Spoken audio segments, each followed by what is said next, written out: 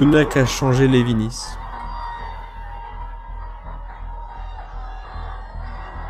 Je ne peux pas.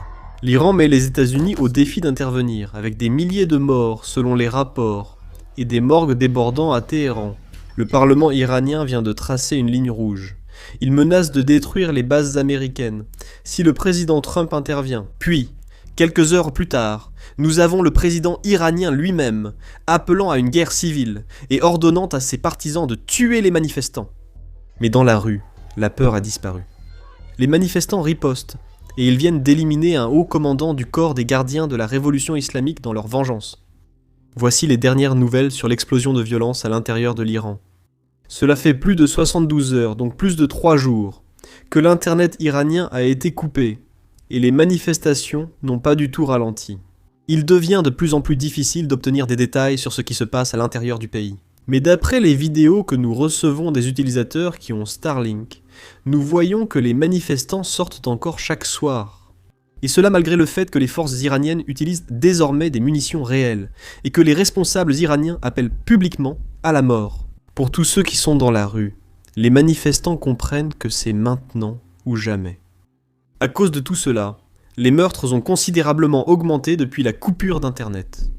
Les estimations varient encore énormément à cause de la coupure, mais nous savons que le nombre de morts se compte désormais par milliers. C'est pourquoi, hier, nous avons vu certains rapports évoquer le fait que les États-Unis discutent déjà des options potentielles pour s'impliquer en Iran. Nous ne savons pas exactement ce que cela pourrait impliquer, mais nous savons que le Parlement iranien n'est pas satisfait de ces discussions.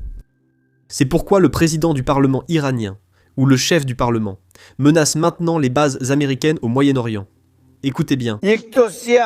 J'ai un conseil pour le président des États-Unis qui est dans l'illusion. Faites attention à ce que les conseils que vous recevez concernant une attaque contre l'Iran ne soient pas du même genre que les consultations à travers lesquelles vous avez prétendu que Mashhad était tombé.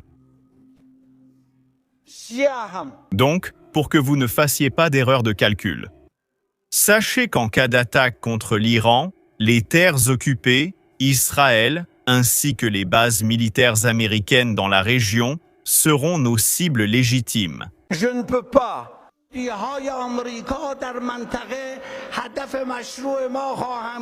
Et avec toutes ces confessions claires que vous avez faites sur l'invasion de l'Iran, nous ne nous limiterons pas à une simple réaction.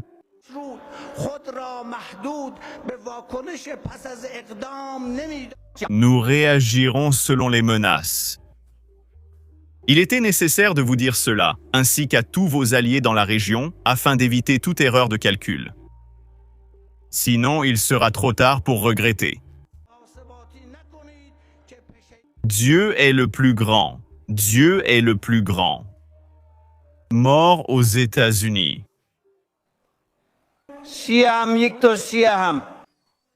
Maintenant, je tiens à rappeler à tout le monde qu'il y a seulement 2 jours, nous avons reçu un rapport disant que la famille de cet homme supplie en fait le gouvernement français pour un visa politique.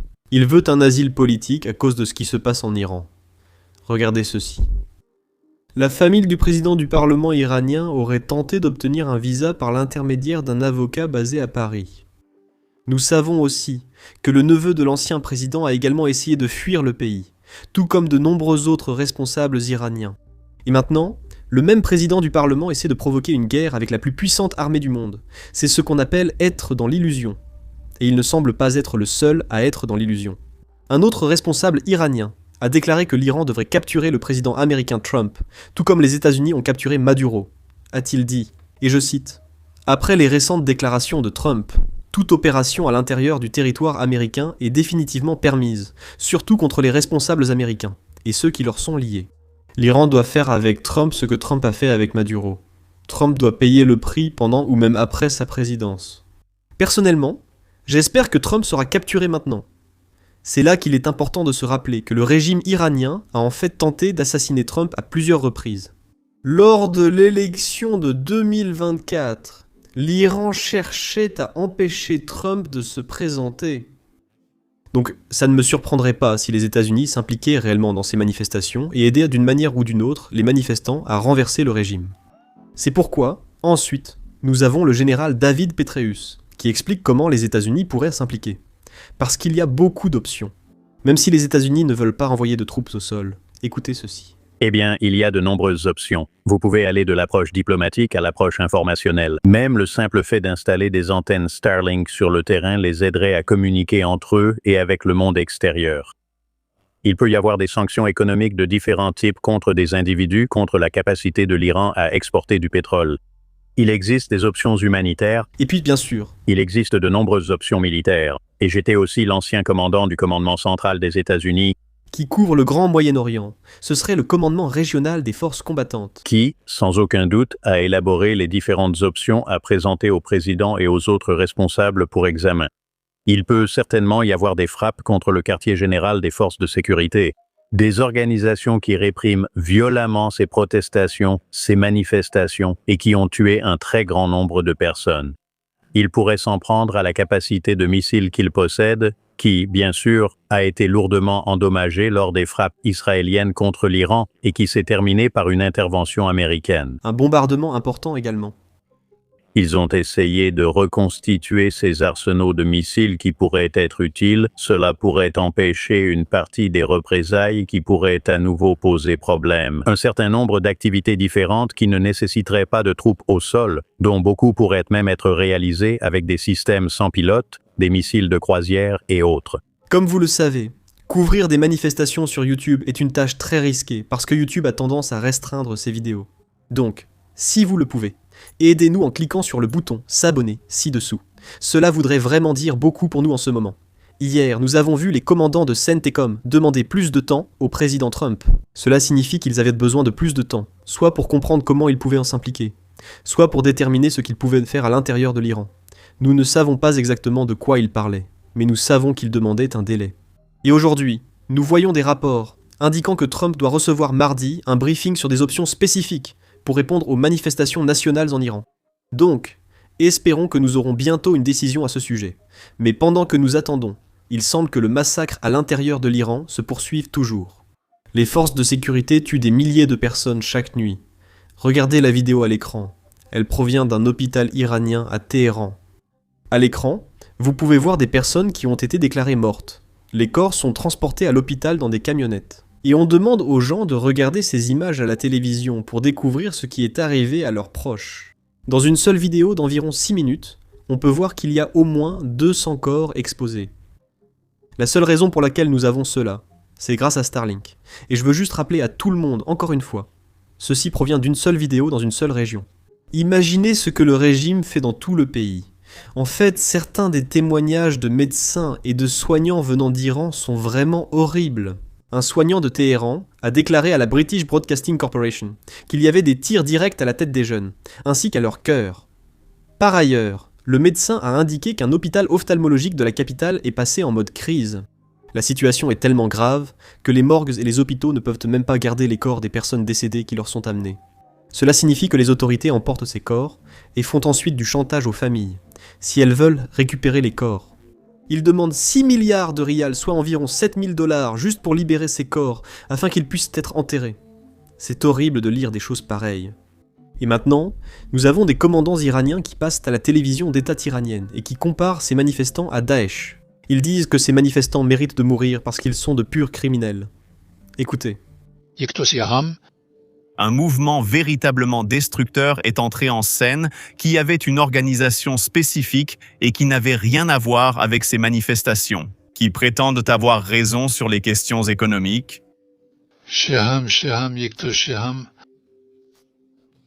Et ils ont utilisé cette plateforme et ont commencé à adopter des comportements odieux, y compris tuer des gens ou en brûler certains.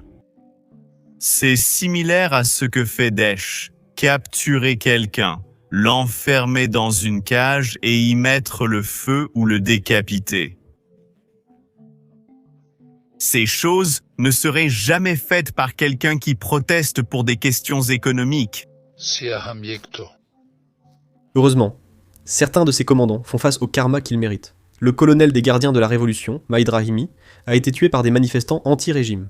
Il était responsable du fait que les troupes des gardiens de la Révolution ont tiré et tué environ 10 personnes à Malik Shahi le 3 janvier. Au début, les médias d'État iraniens ont affirmé qu'il était mort à cause d'une fuite de gaz chez lui. Mais il est maintenant connu que les manifestants ont réussi à identifier son lieu de résidence et l'ont éliminé en représailles pour son rôle dans les meurtres de dizaines de manifestants. Maintenant, c'est ici que je veux partager un autre témoignage oculaire sur la situation actuelle à l'intérieur de l'Iran. Nous savons déjà que l'accès à Internet a été coupé. Mais ce dont les gens ne parlent pas beaucoup, c'est le fait que même les vols entrant et sortant d'Iran ont considérablement diminué. Toutes les grandes compagnies aériennes, y compris les principales compagnies du Moyen-Orient, ont annulé tous les vols qu'elles avaient prévus. Les seuls vols internationaux qui continuent d'opérer sont assurés par des compagnies aériennes iraniennes, et ils desservent des pays du Moyen-Orient comme l'Arabie Saoudite, Dubaï, la Turquie et le Pakistan. Il semble que ce soit le cas maintenant. Une personne qui a récemment voyagé sur l'un de ces vols a partagé son témoignage sur ce qui se passe. Cela s'est produit après que la coupure d'Internet était déjà en vigueur. C'est donc un témoignage vraiment unique sur ce qui se passe. Alors regardez. J'ai parlé avec un voyageur qui a quitté l'Iran il y a quelques heures. Les réseaux mobiles sont complètement coupés de la nuit jusqu'à environ 8 heures du matin. Le lendemain, à partir d'environ 8 heures du matin, jusqu'au soir. Les fonctions de l'intranet national continuent. L'intranet, c'est en gros comme un internet local que le gouvernement a mis en place. Vous ne pouvez pas accéder à des sites étrangers, mais vous pouvez accéder aux sites approuvés par le gouvernement. Bref, continuons. Il n'y a pratiquement aucun moyen de passer des appels téléphoniques vers l'extérieur du pays. Jeudi, la rue principale était également tellement bondée qu'il était impossible de voir le début et la fin de la foule. Vendredi, la foule était bien plus grande, à tel point que même ceux qui étaient à la sortie la veille n'en revenaient pas. Vendredi soir, de nombreux quartiers de Téhéran étaient pratiquement entre les mains de la population, parce que les forces de sécurité étaient trop dispersées. Il a dit que lorsque vous parlez aux gens, la majorité affirme qu'il n'y a pas de place pour reculer. Cette fois-ci. Parce que si le régime passe à cette étape, il y aura un massacre. Les adolescents et les jeunes se sont soulevés en force, leur courage est incroyable. Le leadership au niveau de la rue est effectivement entre leurs mains, même si de nombreuses personnes d'âge moyen et plus âgées sont également visibles dans la foule. Toutes sortes de personnes sont dans les rues, employés de bureaux, commerçants du bazar, propriétaires d'usines, ouvriers, étudiants, retraités et bien d'autres encore. C'est précisément pour cette raison que les forces de sécurité deviennent si brutales. Cette révolution n'a rien à voir avec les précédentes. Dans la ville du Nord, la zone contrôlée par les rebelles, dont les révolutionnaires, les forces de sécurité appliquent une politique de la terre brûlée. Ils incendient des boutiques et des magasins comme punition pour les émeutiers. Ils s'en prennent spécifiquement aux moyens de subsistance des personnes qui participent à cette révolution. Dans certaines villes, cela ressemble vraiment à un champ de bataille. Les forces de sécurité font tout leur possible pour empêcher les gens de manifester. Ici, vous pouvez voir un extrait de la ville de Mahat. C'est une ville du nord-est, considérée comme la ville la plus sainte de l'islam chiite. Et maintenant, tout est en train de brûler. Bien sûr, il est important de souligner que les manifestants brûlent aussi des choses. Ils incendient des bâtiments gouvernementaux liés à des responsables corrompus. Ils incendient des bus utilisés par les forces de sécurité et, bien sûr, ils attaquent les bases du corps des gardiens de la révolution islamique. Le régime est vraiment en train de perdre le contrôle. C'est pourquoi, hier, nous avons vu le président iranien faire sa première apparition publique depuis. Les manifestations ont vraiment pris de l'ampleur, et dans ses commentaires, il traite essentiellement les manifestants de terroristes. Écoutez. Quoi qu'il en soit, l'intention de l'ennemi pendant cette guerre de 12 jours était de confronter notre pays et notre nation à ce qu'ils appellent le chaos. Maintenant, ils essaient d'intensifier ces troubles en lien avec les discussions économiques et les interventions que nous menons. Ils ont formé un certain nombre de personnes, à la fois à l'intérieur et à l'extérieur du pays. Ils ont fait entrer des terroristes dans le pays depuis l'étranger. Ils mettent le feu aux mosquées, ils ont incendié le bazar et les corporations dans les mosquées de Rasht. Dans une société qui a traité la culture de ces gens de cette manière, est-ce que des personnes musulmanes accepteront que de telles personnes soient présentes dans la société? Et ensuite, ils ont tué quelqu'un avec une arme à feu, ils ont tué plusieurs personnes avec des armes très puissantes. Maintenant, ils sont venus avec des mitrailleuses. Ils ont mis le feu à certains, ils ont décapité quelqu'un, ils ont brûlé plusieurs personnes dans le feu. Quand tu entends ces nouvelles, ce ne sont pas des êtres humains. Ils n'appartiennent pas ici, Siyaham. Maintenant, c'est l'un des arguments les plus stupides que le régime iranien ait avancé. Ils disent qu'aucun vrai musulman ne participerait à cette manifestation parce qu'aucun vrai musulman ne brûlerait une mosquée. Alors qu'en réalité, c'est le gouvernement qui utilise les mosquées comme base militaire. Les gardiens de la révolution opèrent depuis la mosquée dans de nombreuses villes, Et c'est exactement pour cela que la population brûle certaines de ces mosquées. Et en plus de cela, il y a seulement quelques jours, nous avons vu des religieux, des membres du régime, des membres de la théocratie religieuse, s'exprimer contre Khamenei. Donc ils ne peuvent plus vraiment jouer la carte religieuse, parce que des personnes de toutes les religions étaient contre ce régime théocratique. C'est pourquoi, par la suite, le président a accusé l'Amérique et Israël d'avoir agité les révolutionnaires.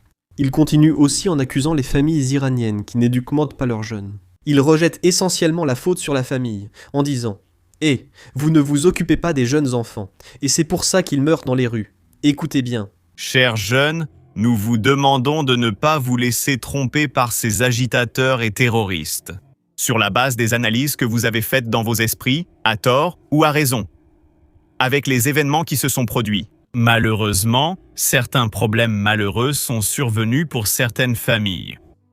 J'adresse mes condoléances à tous ces proches et nous essayons de traverser cette épreuve avec le moins d'inquiétude possible.